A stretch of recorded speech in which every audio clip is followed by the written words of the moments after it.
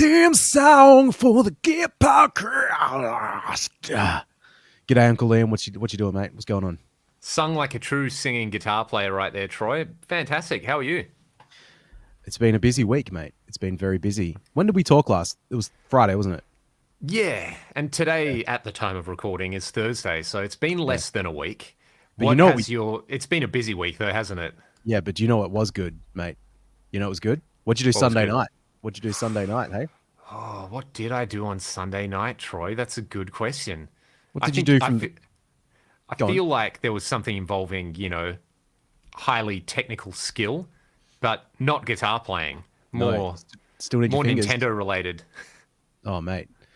Bit of Quinn's Rocks v Nolamara on Mario Kart. The ultimate turf war. Yep. So that was fun. That's how how you spend your Sunday nights when you're in your mid-30s. You just drink some wine and play Nintendo. It's awesome, man.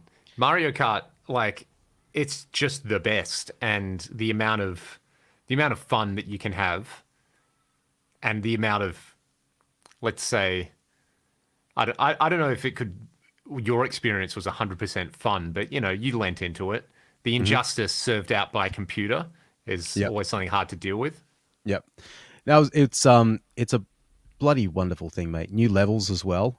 I was getting pretty sick and tired of those old ones. I'll be honest. Actually, and new characters. Oh, by the way, I think we were talking about one of the new characters. They are from Super Mario Odyssey, which is a great game if anyone hasn't played it. And the cooperative mode on it is really, really satisfying. Like, you can turn into a T-Rex.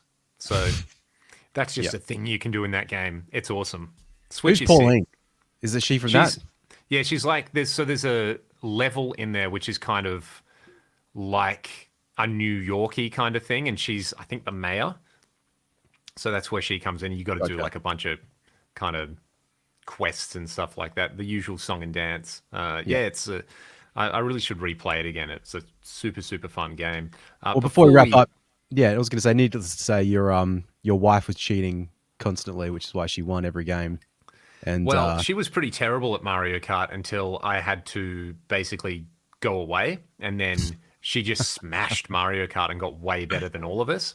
Yep. So there's a lesson in that, a big lesson in that. Practice makes perfect. Spite makes perfect. Exactly. Before we delve into general podcasting topics, there are a few questions and things from last week that I did want to pick up from the comments, and we did do a little live stream on there. But there were a few really, really cool pieces of gear that people brought up in there. No surprise about the TC2290 pedal. And people have been asking me when I'm going to demo that, and I don't know. I'd need to go out and actually find one here. And, because we basically live on the moon, no stock at the moment. There's also the Universal Audio Lion. They're kind of plexi in a box, which is probably the most interesting one of those that I've heard. Yeah, a bunch of people getting all in on the 2290. And shout out to Bob Guido, who I chat to quite a bit and get super nerdy with reverb and delay. And I know you're listening to this, Bob, so loves the original 2290. And we've talked about, accurate representations of that. So when I do get my hands on the pedal, we'll have to basically do an episode about that, because it's an awesome unit and I'm really, really keen to try the pedal. And there was some also...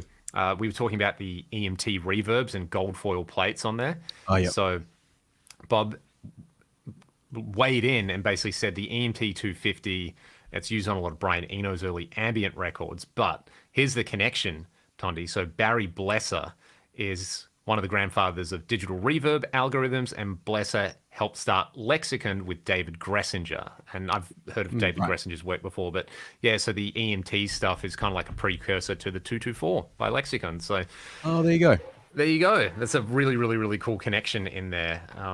And a few other people we were talking about Fab Filter Pro R2, which I just downloaded. I haven't tested it yet. I need to get into that. Yeah. And I got the new software, didn't I? Oh, yeah, I did. Melodyne is boring. Anyway, go on. Sorry. I think we talked about that last week, which was cool on there. Did we? So, we did, and then a few people talking about the custom classics, the AC30s in there. I feel like we should do an episode or episodes in the future. Maybe do one like just about classic Marshalls, one just about classic Vox amps, and talk about the recordings they're on and how you use them. That might be a cool little thing to dive into. Love it. Sounds bloody ripper, mate.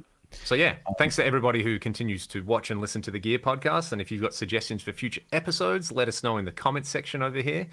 And that's all I had to say about that, Troy. I feel like I've really dominated the space so far. So you've been busy recording this week and gigging, right?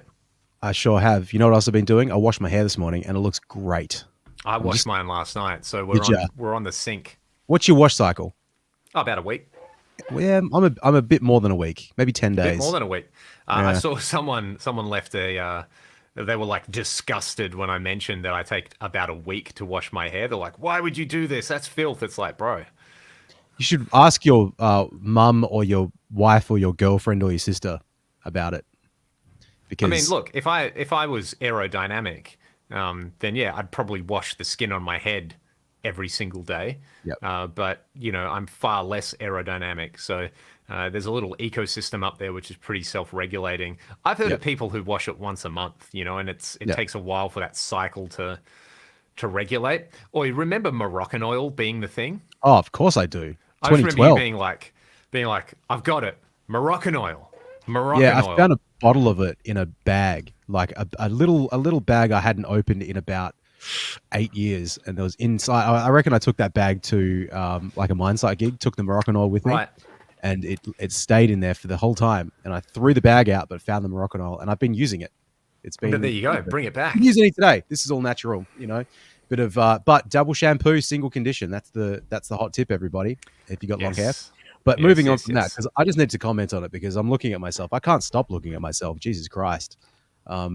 Peaks, alpha specimen over here. I shouldn't talk like that. It's so stupid. It's fabulous, mate. But no, I've been doing a bunch of recording. I've been doing a bunch of mixing. I've been building a pedal board. So it's been a bit of a week. What's on a pedal board? Well, I think I mentioned it last week. It's for because no one cares about actual music here. Yeah, it's cool. Like, so I just got asked to build a pedal board. This client of mine went and bought all the bits, and we went back and forth on what she needed from it. And yeah, all the stuff arrived maybe 2 weeks ago, and I really only had time this week to get stuck into it. But it's some stuff that she already had, some new stuff without like dragging it up here because I'm looking at it on the ground at the moment. But some wires are still not like super neat and tidy, so I don't want to like, you know, what's that guy? You know, that guy from that pedal company, he has that YouTube channel building pedal boards, the Vertex guy. His stands will come on here and be like, what's that guy's name? Anyway, I don't think he has a lot of stands, to be honest, bro. You know, when you sell other people's products as your own multiple times and you know, inflame the guitar community, you know. Well, he does nice cabling work at least. So yeah, his cabling work, if he does it, is great. So whoever's doing that cabling work, it's better than anything I can do. But well, anyway, back to this pedal board. Without diving into that, that's a different episode. So what bits did you need to add to it to get it functional? So there was already. I'll walk you through the signal flow. I'll just talk it through. So guitar comes into a Polytune Mini, then it goes to a Crybaby Wah, then into a Katana Boost. Keeley Katana Boost, then into a Nordvang, I think it's called a gain, triple gain or something like that. There's 3 switches. Then into a Thorpe, the Dane pedal, then into a Brown Audio Protein, and then that goes into an HX Stomp. And then in the loop of the HX Stomp, there is first a MXR Carbon Copy, then a Strymon Flint, and then a Boss Loop Station, and then back into the HX Stomp. And then that goes that's all like, rig. Yeah, it's a very good pedal. There's a lot of boosts on there. There's a lot of drives. There's a lot of tonal variations. If you want something that isn't available on the pedals, then you've got all the drives available in the HX Stomp. It sounds like I've just played it for about 3 minutes before. Like once I established it was working, I jammed on it for a little bit. It sounds awesome. There's a couple of things about it though. Firstly, we've got a couple more things. All powered by 2 Strymon power supplies. So there's a Zoomer that's doing like the big one that's doing a lot of pedals, and then there's a little Ohio. So she already had 2 of the Ohio's. But this is one thing I didn't check first, as in I didn't plug it in to test it. But the 2 Ohio's offered 10 outputs, and there's I see. 10 pedals worth of inputs on it. The HX Stomp, because of its the power that Ah, it needed, according to the internet, needed the voltage divider thing, or the voltage in, the two-in-one guy. yep. The So double banger. yeah, and so like it's a bit of a pain. Like thankfully, I had a lot of these adapters all ready to go. Um, which might have to like solder the cable together. But to get the HX Stomp into this Zoomer was like, firstly, you use the converter, like 2.1 to 2.4 converter or whatever that one is, a 2.5 converter. Then you've got to go into a polarity reverse connector. Then you go into a patch lead, and then you go into the voltage splitter. So just to get the thing working, it's like a series of cables. However, it's so like before I got the Zoomer, I tried to shove all of the cabling under the board, like so it would have been the normal HX power supply, the Strymon power supply section, a double adapter so I could get multiple things in there. Because the thing I haven't mentioned yet, so it's all on a Warwick or rock board. I was The going to four. say, because you like the rockboard stuff, hey? You Yeah, use I it? do. I just like it because, firstly, it's light. Secondly, it's pretty inexpensive. Thirdly, there's a lot of accessories available for it. Some of which I used on this, which was awesome. And yeah, you can just get them anywhere. And if you want to get a hard case for it, you can get a hard case. If you want to get a soft case, you can get a soft case. Like it's all pretty. I mean, of course you can do that, but like that's readily available and not like, oh, I've got to wait for 2 weeks to get something delivered or coming from overseas. I just kind of Yep. like that aspect of it. So it's um, I saw Bob Bradshaw did a video using the rock boards as well, and I thought, well, if it's good enough for Bob Bradshaw, it's probably good enough for me. So we were Exactly. originally looking at doing it on a pedal train, I think it was. But the rock board, I think the rock board is just like a good board. So, and again, the weight thing, I just don't like stuff to be super heavy. So the thing I have mentioned is there's a the Mod One patch bay, the Warwick or the rock Yep. board Mod One patch That's bay. the other thing with the Warwick stuff. And sorry, look, my normal chair, one of the wheels is busted, so I've got a different chair today, and it's super creaky. And I'm just remembering why I stopped sitting on this chair when I record things, because Mate, just I constant get you. moaning and groaning, Yeah, that's what it is. It's the moaning like and people's groaning. neighbors. I put together a So, board this week, which I'll grab while you're saying that. well, yeah. So the Mod One, this is a big part of this board, and I'll explain why. So, firstly, the I'm using the IEC or the kettle cord output to power the whole board, so that makes it nice and Yep, easy. But having the 5 straight like jack through patch points means that um, the main output of the HX Stomp is connected to one of the rock board outputs, but then I've also got an effects loop set up within the Mod One as well. So I have to make some patches to do this within the HX Stomp because it won't. Well, I mean, it's not that difficult to do, but I'll basically make some templates for them to nice. use when they need to do certain tasks. But yeah, I have a similar sort of setup that I use for my own gigs, as I probably discussed before, using an HX Stomp and using Rockboard and using the patch bay and all this sort of bullshit. And I use the Morningstar. So there's a MIDI controller in this one, but that's not super necessary. But what's awesome is that if you want to use it for like, if you just want to plug headphones into this thing, like the board in and of itself will work. And because That's the great. HX Stomp is the last thing in the chain, so you can just do that. You can put your amp sims on there, like in the Stomp, and then that becomes the rig. If you wanted to use the entire thing in front of a guitar amp, so you can do that. That's very, very That's straightforward. awesome. If you wanted to use it in a way that you 4 cable method it, that's why there's an external like the patch bay is connected That's to awesome. the FX loop return. So you can just do anything you want with it, and all it takes is loading the correct patch, like in the Stomp. So there's like, I think like I just scrolled through all the presets that were saved in it because I didn't plug it into the USB yet, but there's like 128 patches in this thing, or 127 patches, or however many it is. Like there only happened to be like 4 that weren't used with something. Yeah, So right. that's, and like, a bunch of them are factory ones, so you just get rid of those. But yeah, the last 3 or 4, I'll just set up a couple of templates, and yeah, off you go. It's easy as that. And said you can just load up the preset when you want to do it for a gig. You can still have your song list in there if you want to do it like that. Be pretty sick. But yeah, just like before I look at your board, like I just love signal flow. I Yeah. always talk about signal flow, and when we're going back and forth on this pet on the board, discussing how we want to put it together, um, I really wanted to make use of the effects loop, like the effects loop in the stomp, because at least in terms of the signal flow side of it, putting the stomp at the very end, like to have that headphone capability, is more useful Yeah, than maybe you'd that's think, really clever. or running it direct into your like to front of house if you want to run it like that. It just is. I think it's just more simplistic, and you've got like an overall level control on the board that's really easy to see and like turn that up. Yep. So, yeah, man, it's like it's all coming together. But I just trying to run. Like I bought the pedal risers as well. Maybe I just mentioned that before, Yep. but something about like when I first got my 4.1 board and I didn't have the risers on there, I was really struggling to hit the back pedals. So one thing I did with this one versus my one on my board, I just velcroed them on there. I used the dual lock.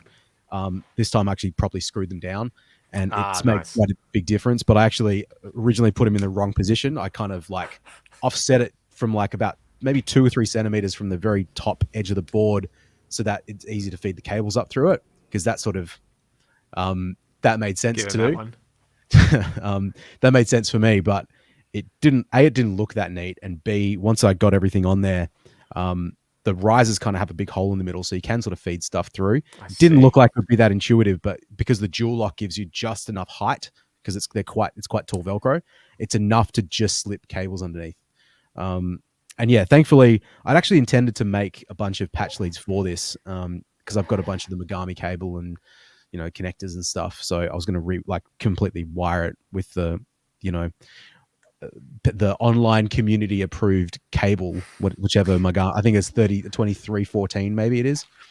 Yep. That But sounds about she right. had a lot of the EBS like flat cables, which yeah, there was exactly the required amount, and they're pretty much the right size, and there's some tight spots in this, so that just worked really really well. So yeah, anyway, hopefully it won't take that much longer before this thing's done and she can go out and blast it and have some fun with it. So yeah, that's pretty much it. It seems What nicely modular as well. So, like, if you want to change drives or something like that, it's, Oh, absolutely. easy You cake. can like we've already discussed it. Like the katana boost on there is fine, but you could easily get rid of that and put something else in there if you like a fuzz or a different boost. Or when you've got like 3 very high quality drive pedal slash boost pedal things on your board, after like a month or 2 months of using it every day, you might find you only need one of them or two of them. So this stuff's all Yes. pretty like sellable if you want. So Yeah. anyway, And, even if you just have one that you use at the gigs, but then, if you're recording and you want to use those other 2 slots for like things that sound disgusting, that can be kind of cool as well. yep, yeah, Um, absolutely. but yeah, I So mean, like tell for me about me, your I board, mate. don't need a board like that live because it's all fractal, but I do like having stuff Tactile. here that, yeah, exactly, that you can just kind of link in. So this is a Yep. current state of the studio Mm. board, um, for people interested in this kind of thing. Why isn't it focusing? There you go. So I bought, where are we?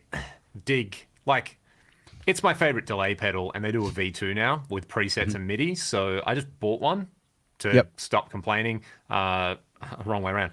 UA Golden, because having a reverb pedal that does all the kind of vanilla reverbs really, really well is great, and the 224 mode in there is sick.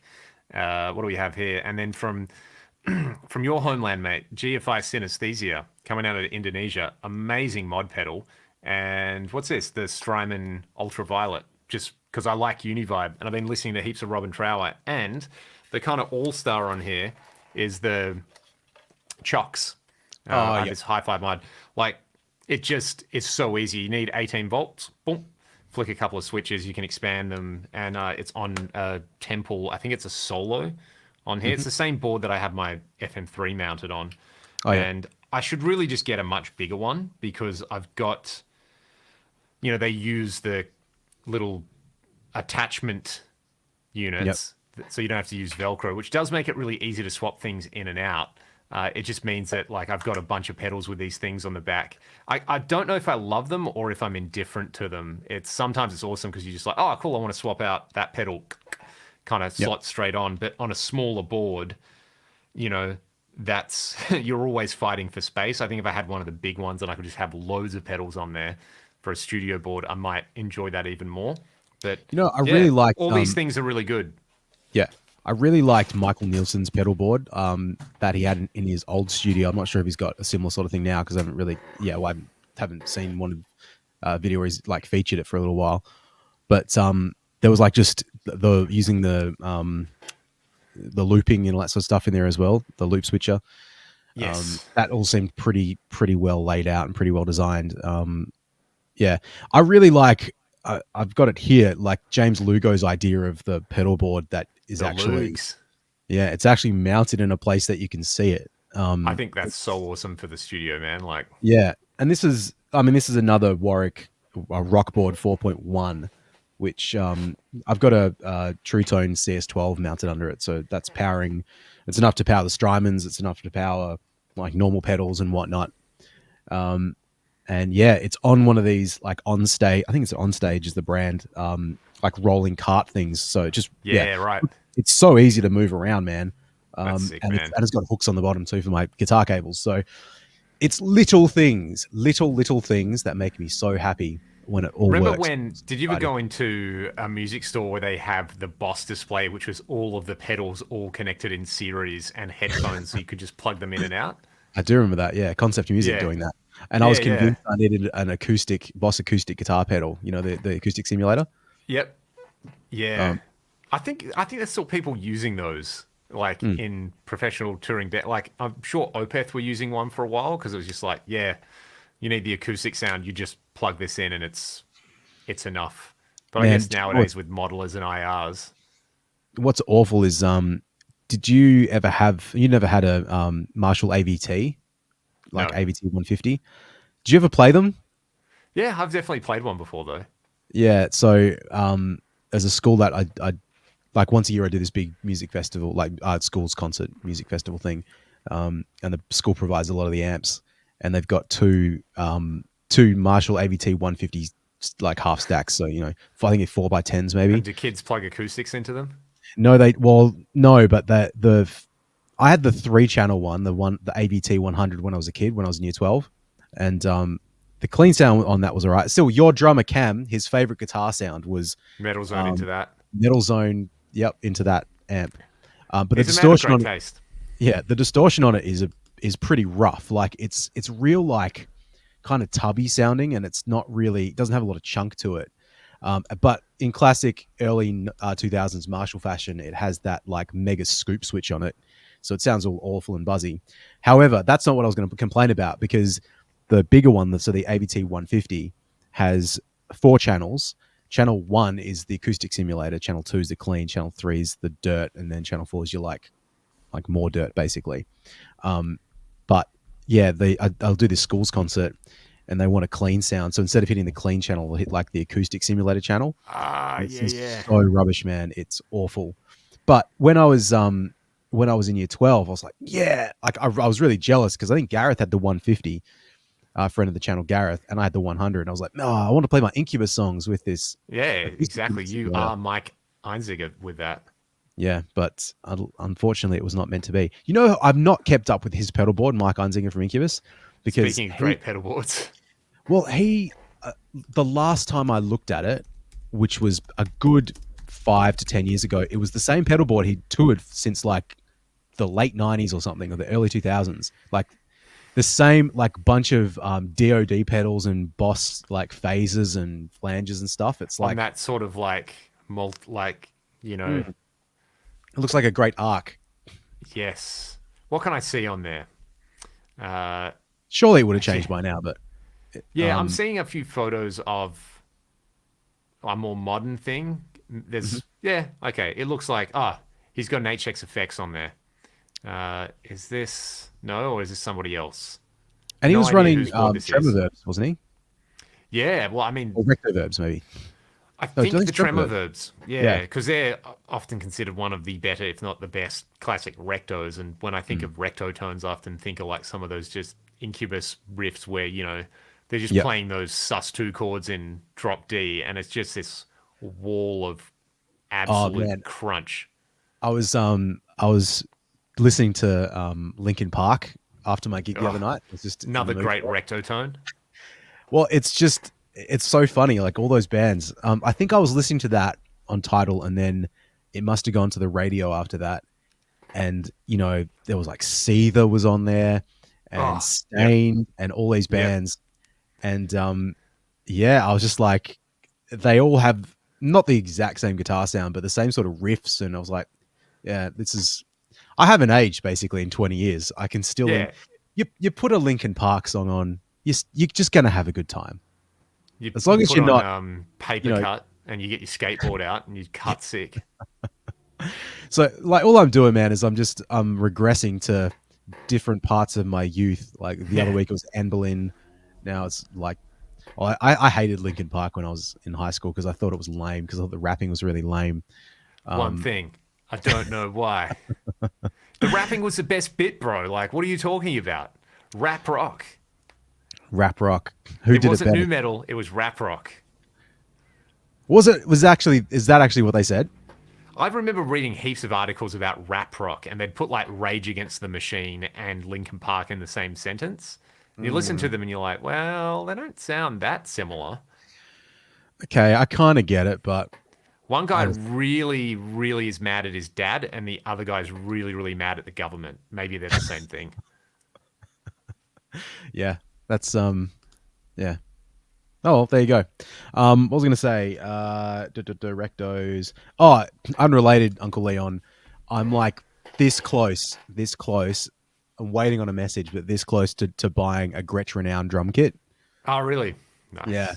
it's just waiting on some more information. But like, needless to say, I'll get it cheaper than what Cam paid for his by Yeah, quite a bit. well, that's pretty good then. Yeah, That's very, very good. just They're waiting on great to. kits. Oh man, it records really great, and I just want another kit in the studio because I That's sick. need stuff. I've got a wad of cash there from some stuff that I've sold. And I need to spend it on something, Yeah, and exactly. You can't just sit around. I You just keep must waiting. acquire. Yeah, it's like it's free money, mate. It's like it comes in, it goes out. It's not like I had to work for it. I just had to sell something that has been sitting there accumulating dust to buy something else that will sit there and accumulate dust. It's That just taking up power station space. is still there. So am I going to buy that? Who knows? Could I pay off my mortgage? Probably, but that's not fun. But that's not what the Gear Podcast is all about. No, What the Gear we're Podcast enablers. sometimes is about off-topic gear things. And I've been having this conversation. Like I've been. This is so unrelated to what we're talking about, but I do want to talk about this because it relates Yep. to playing guitar, and this is way more your wheelhouse because you are somebody who you can go and play guitar on a gig, but you can also sing a gig, and I definitely could never sing a gig. Now, there's some guitar players who are amazing singers. They could easily just sing in a band on their own. There's other guitar players where, bro, don't go near a mic. That's more me. Then you've got this like very specific kind of oh well, I'll just do it kind of guitar player. So there was some videos that popped up in my suggested feed on YouTube, and it was Gary Moore live at Pink Pop. So it's Neil Murray on bass, Don Airy on keys, Ian Pace on drums. Sick band. And like Fuck yeah. I was chatting to a friend of the channel, Ben Wilson, and we made the point that it's like, yeah, Gary Moore's like a guy who never skips leg day. Like he's playing like a Strat and a not like an early JCM 800, and you know it would be the hardest thing in the world to play, and he's just smashing the guitar. Like he's just dominating it. It's so good. What gauge strings did he use? He was heavy, hey. I have no idea. Probably. I thought he was on really like 12s or something, but maybe that's just Yeah. a maybe And I I'm was getting just the wrong watching it, just person. going, man, he's just so good. Like it's one of those things where Corridors of Power. Like Mm. I've listened to that album so much, and it's one of those albums where learnt to play all of it by ear. It was just sort of Mm. like when I figured out I can listen to things and slow them down and do that. So yeah, that I still love that album. I love the sound of it. It's like such a like it's a great. It's obviously a Strat into a Marshall. You can just hear this like grind in the sound. Is that Um, 84 or yeah, later? Corridors might have been like 82, 83. And then Okay. I forget which came first, Corridors of Power or Victims of the Future. But yeah, and there's also some really good concert footage of Victims of the Future, which is awesome. Like, and it sort of came up where I was like, this particular Pink Pop thing, you can just tell it would have been pus on stage, you know? Like, so he's kind of like, he's doing his thing, and like, everyone talks about Gary Moore's playing rightly because he's amazing. And his blues stuff, like, his voice really suits the material. And his rock stuff, like, I just don't know if he's good, you know? Because he can hit some notes, and he always sounds like Gary Moore. But, you know, is it one of those things where he just hated working with singers and he was good enough to get the job done? Like, another guy like that is Pat Travis, where, like, Pat Travis Band is sick. But also, you listen to Pat Travis sing and you're like, oh, okay, cool. This is just, he's getting it done, but it's not something you would listen to for the singing. Yeah. But there's a lot of singers like that. No one, I don't know how many people really love the sound of Bob Dylan's voice, you know, but the message behind it, it's weird. I mean, like, and it's the sort of thing where with Gary Moore, you just kind of ignore it because the guitar playing is so good. It's just like but some of his stuff's awesome as well. Like, you know, there's stuff where you're like, oh yeah, your voice really, really suits this. It's, you know, he's singing the notes. Yeah. He's singing them in tune. Would it have been better if someone else did it? Well, we've got reference points because, you know, he's on Thin Lizzy albums, and like Phil Lynott's probably somebody. Well, it's such a fine thing, right? Because you think of Phil Lynott and you think of Thin Lizzy and you just go like, yeah, awesome songwriter, awesome songs. He wasn't the most technically adept singer, but like when you hear his voice, it's just got character and vibe and it works. Yep.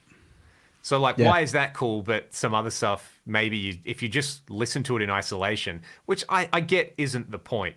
But like, you listen to Pat Travis and you're like, oh yeah, okay, cool. You know, that's definitely singing. This is definitely rock music. Yep. But then you compare it to like, you know, when guitar gods decide to sing. Yep.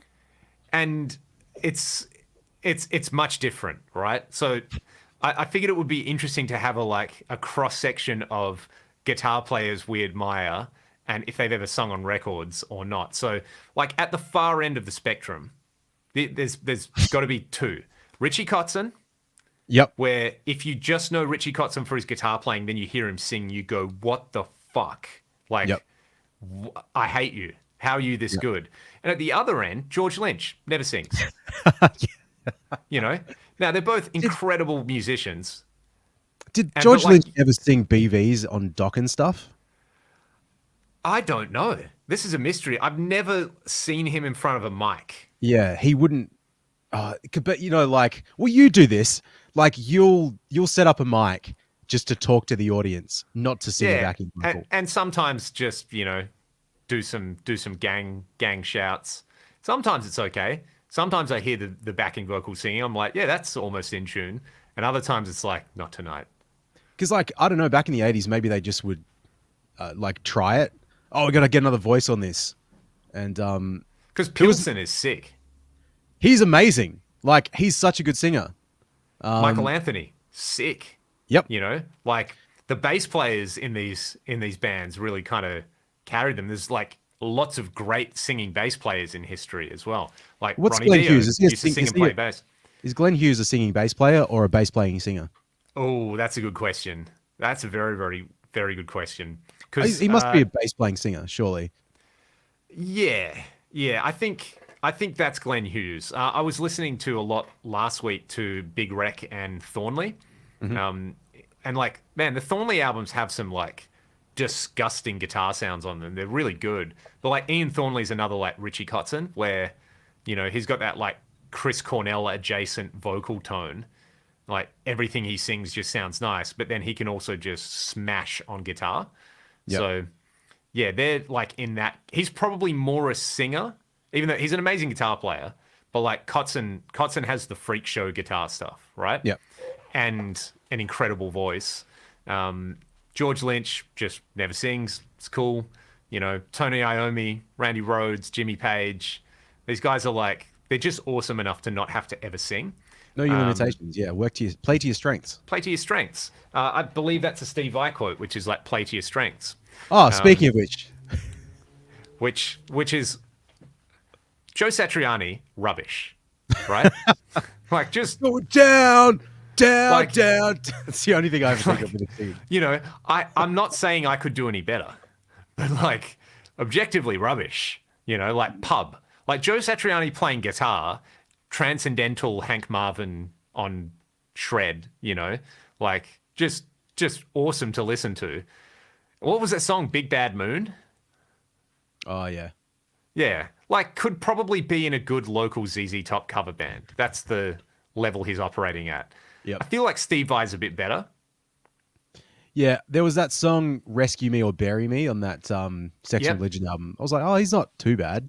And I there's remember that. getting like Fire Garden. I think he sang on that quite a bit, and I was like, There's a song called yeah. All About Eve, I think. Oh yeah, that was. I remember that song. That Yeah, was it's cool. like, you know, it's a character voice. Like he's there was I remember you know, our mate Gazman saying, "Yeah, I've been compared to Hendrix vocally."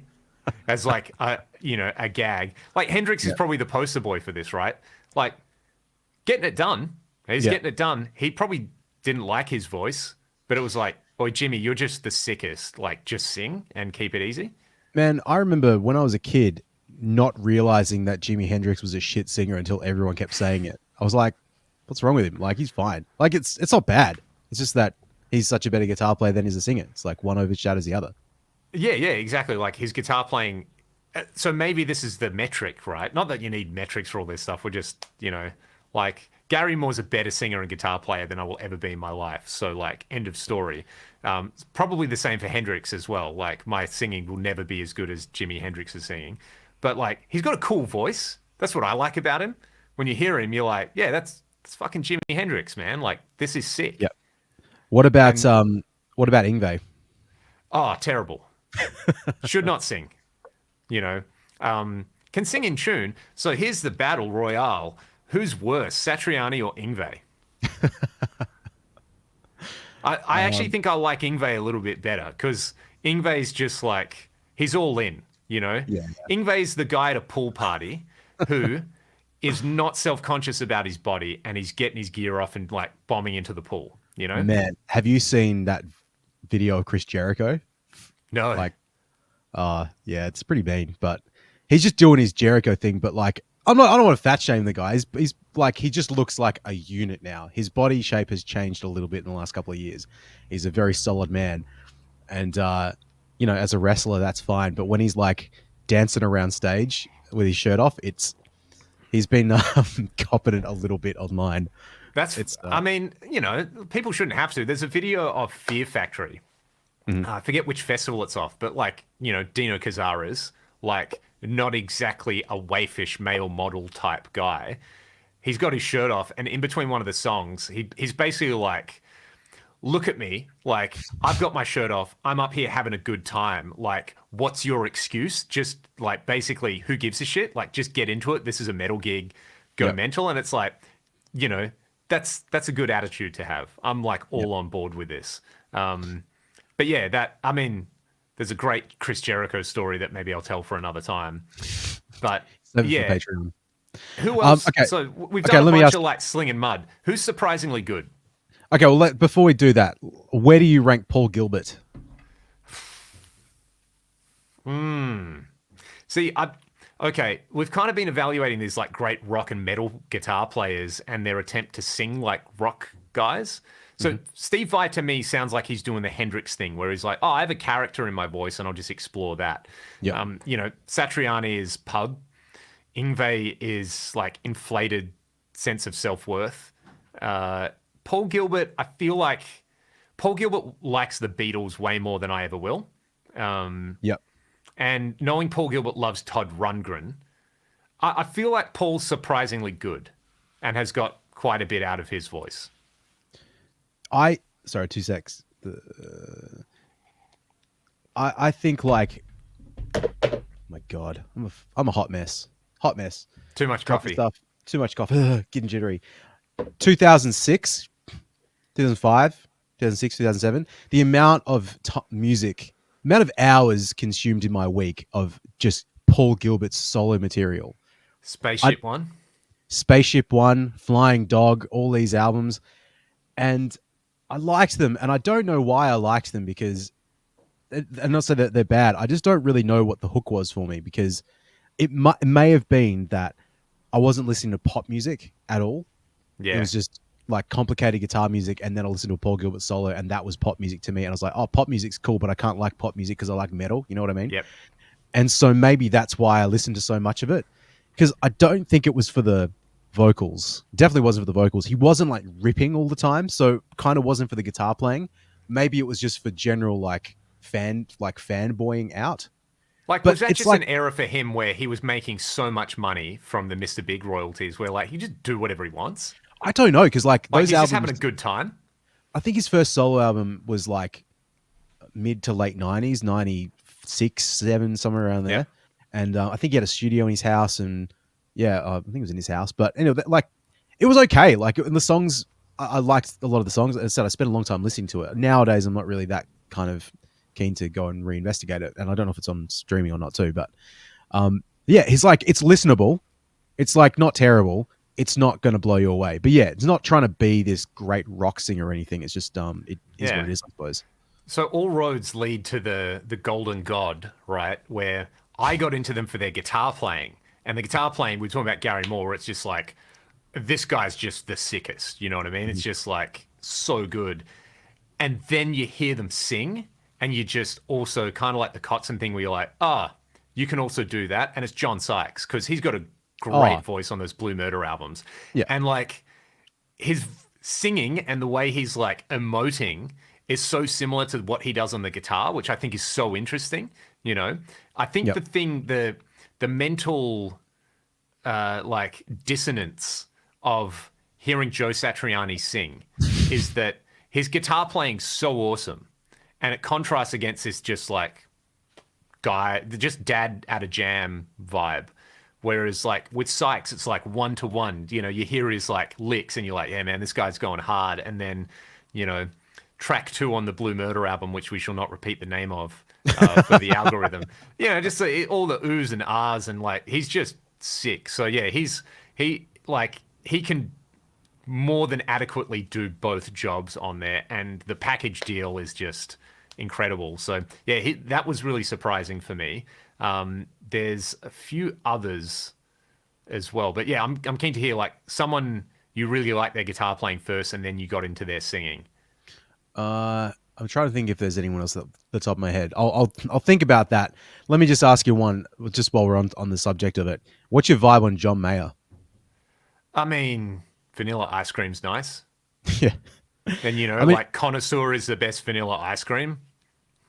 You know, again, like I actually just can't diss the guy because he's very, very good at what he does. But you know, maybe I want cookies and cream. I just don't. I don't really care about John Mayer at all for any reason whatsoever. But his singing, his voice to me is not that good. His songs to me, like his like lyrics, and don't really do anything for me. And his guitar playing is like good, but it also doesn't do anything for me. So I just don't get it. Like, I just don't get any aspect of it, and maybe that's a me problem. Yeah, So it's kind I of don't like know. me watching the niche Marvel films where I'm like, who's this again? What do they do? And you know, if you're really into it, you're really into it. Stevie Ray Vaughan, good singer or not? Because Yeah, I feel like he's just someone who guts it out his entire career. And when you listen to him play guitar, you want to hear him sing as well.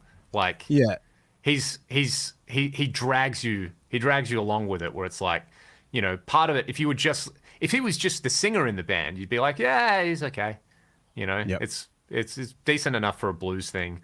And okay, out of, you know, and I don't know how much of this you've listened to, because I know how much you love like pure blues, but it's like the three kings, right? So you have BB King, Freddie King, Albert King. You know, Yep. who had the coolest voice?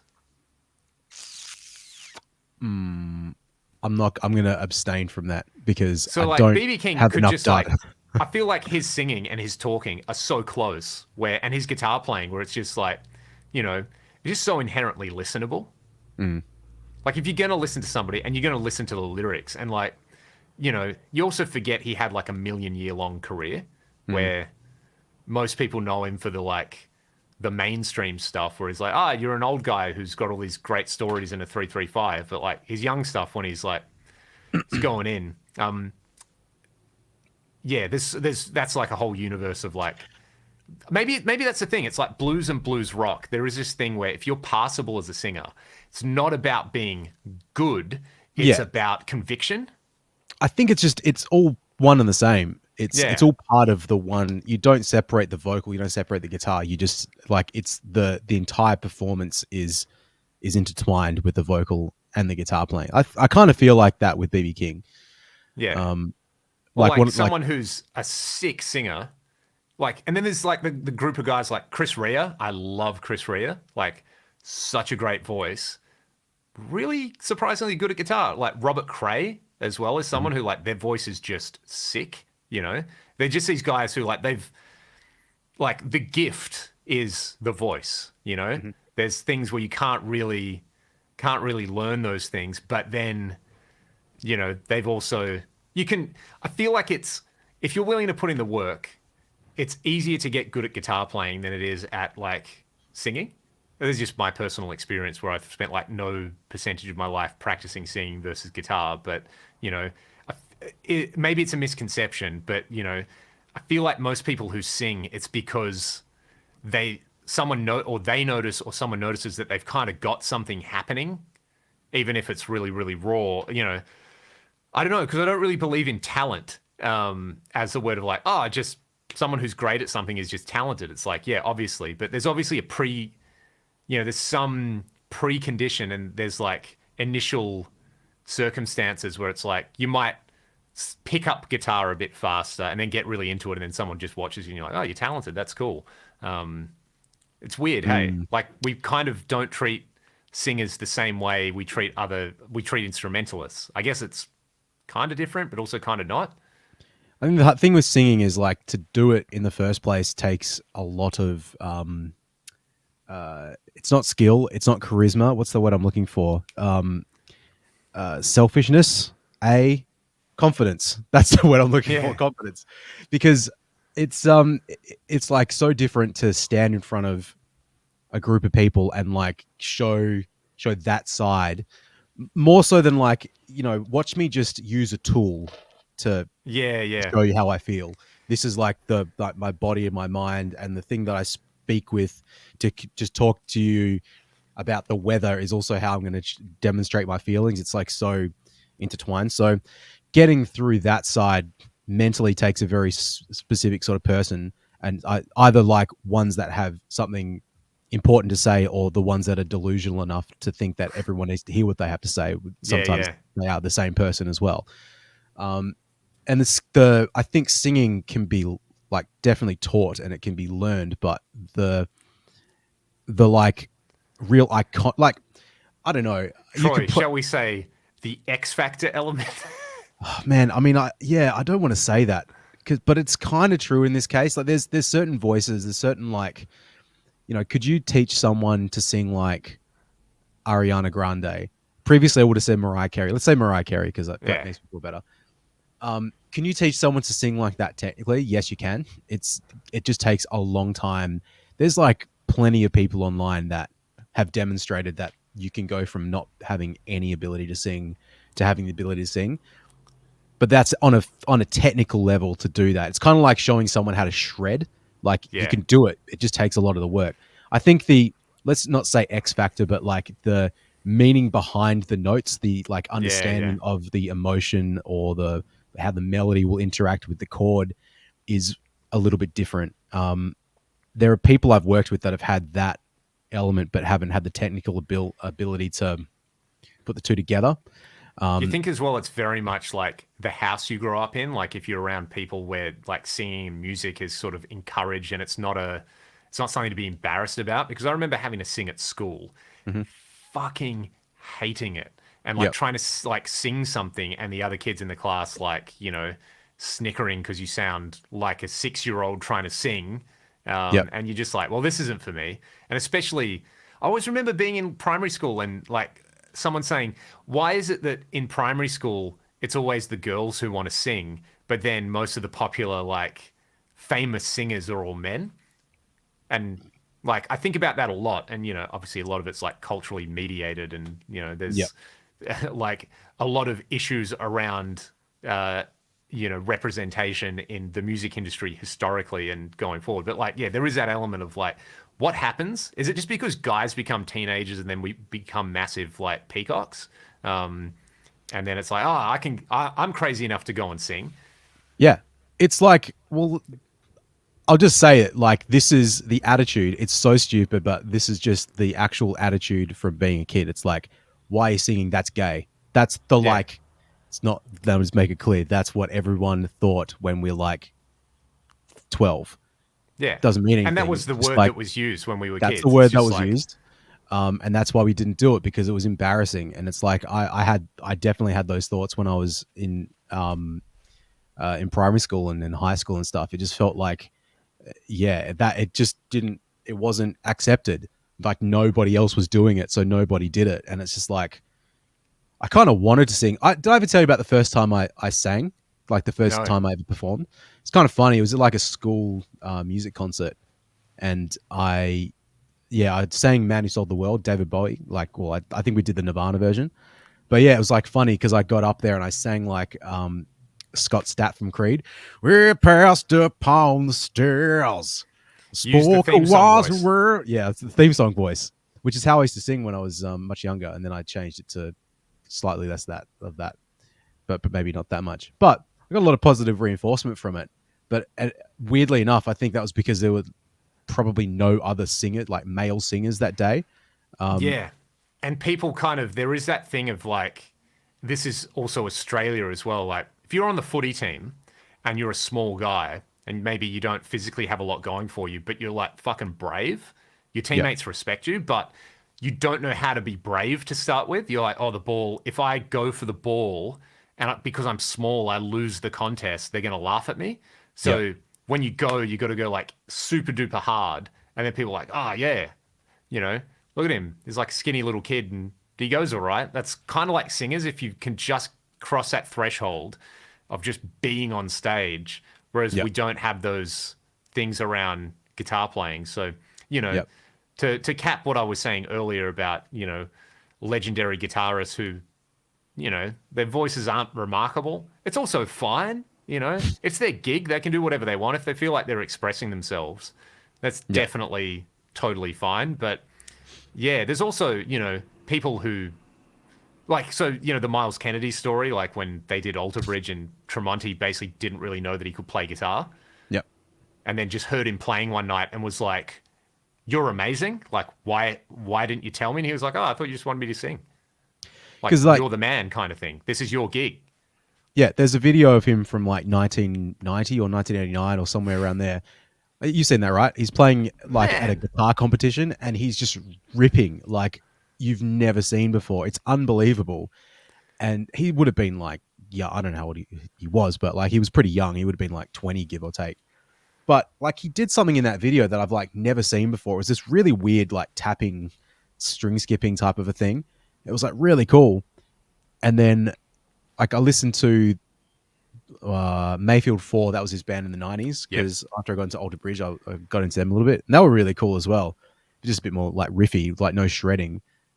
Um, but man, yeah, like that was he because he was what did Tremonti say? Like walked past his bedroom and he just like saw him like playing. He was like, yeah, that's amazing.